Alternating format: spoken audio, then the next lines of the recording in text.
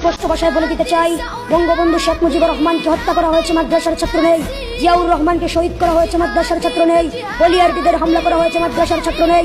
খাদিজাকে কুপিয়ে রক্তাক্ত করা হয়েছে, মাদ্রাসার ছাত্র নেই।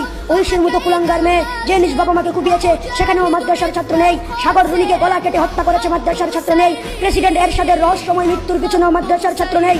শুধু তাই নয়, আরো কিছু তথ্য বলে দিতে চাই। বাংলার বাঘ, পৃথিবীর সকল মুসলমানদের হৃদয়ের স্পন্দন, সাইদি সাহেবকে কারাগারে বদ্ধ করে মারার পিছনেও মাদ্রাসার ছাত্র নেই। সোনালী ব্যাংক চুরি হয়েছে, মাদ্রাসার ছাত্র নেই। হিজাব ব্যাংক ডাকাতি হয়েছে, মাদ্রাসার ছাত্র নেই। হল মাফ কেলেঙ্কারি হয়েছে, মাদ্রাসার ছাত্র নেই। শেয়ার বাজারে দুর্নীতি হয়েছে, মাদ্রাসার ছাত্র নেই। ইউরোপ আমেরিকাতে অর্থ পাচার করে আজ দেশটাকে দেউলিয়া বানানো হচ্ছে, মাদ্রাসার ছাত্র নেই। কানাডাতে নিজের দেশের টাকা পাচার করে বেগমপাড়া বানানো হচ্ছে, মাদ্রাসার ছাত্র নেই।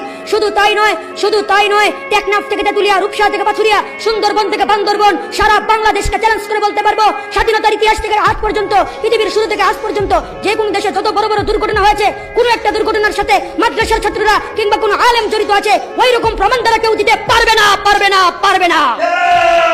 গুগলে দালাল আইন 1972 লেগে চার্জ দিলে আপনারা দেখতে পাবেন, বঙ্গবন্ধু দালাল আইনের আওতায় সারা দেশে 74টি ট্রাইব্যুনাল করেছিলেন, যেখানে 37,441 জনের নামে মামলা করা হয়েছিল।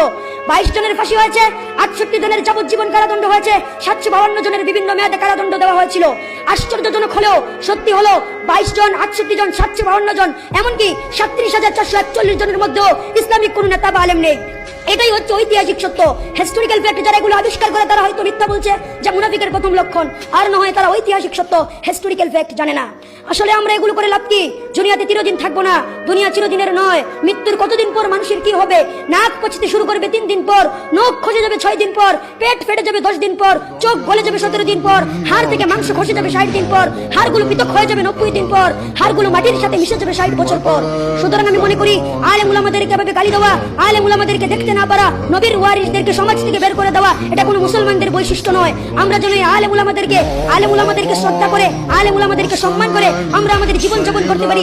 আল্লাহ রাব্বুল আলামিন যেন আমাদেরকে সেই তৌফিক দান করেন। সকলে বলে আমিন। ওয়া আখির দাওয়ানা আনিল হামদুলিল্লাহি রাব্বিল আলামিন। আসসালামু আলাইকুম ওয়া রাহমাতুল্লাহি ওয়া বারাকাতুহু।